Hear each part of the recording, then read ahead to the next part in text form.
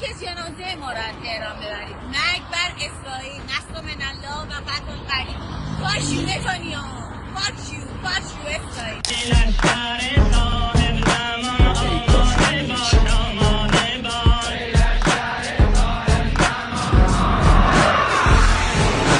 اعلام جنگ بخونید نماز وحشت.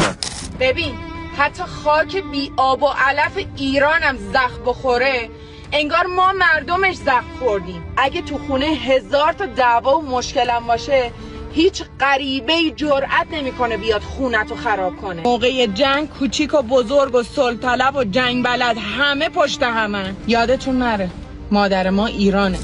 25 خرداد 404 در شهرم تهران. نام جاویده وطن، صبح امید وطن، جلوه کن در آسمان، همچو مهر جاودان. وطن ای هستی من، شور و سرمستی من، جلوه کن در آسمان.